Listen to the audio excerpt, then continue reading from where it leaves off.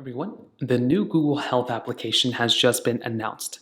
It used to be the Fitbit app, but now it's, I guess, the Google Health application, which is going to be fairly similar to these other types of Google applications Google made before, like Google Fit.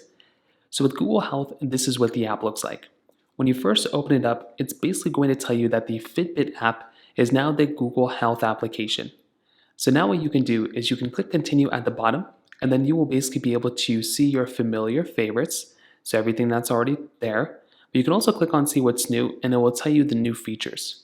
So at a high level, you can now sync your devices, apps, and medical records into a full review of your health, get evidence-backed analysis and tailored insights based on your data, and build healthier routines with adaptive coaching and tailored guidance. So now when you click on continue, you will come right inside of your Google Health application.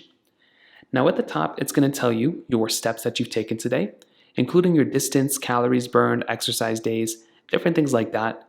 And you can also log and start, so you can log your particular, different exercises and things that you've done here.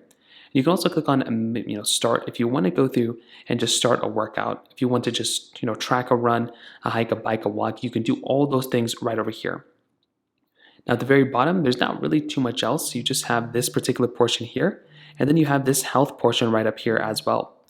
So you can kind of go through and you can kind of choose exactly what works best for you. So right up here at the Google Health status, you can kind of see exactly, again, kind of what your health status basically is. Your vitals, 0 to 5, key metrics for today, all these different things right around here.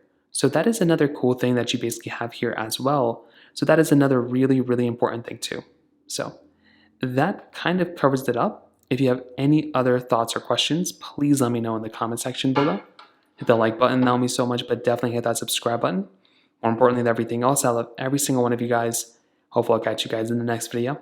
Peace out till then.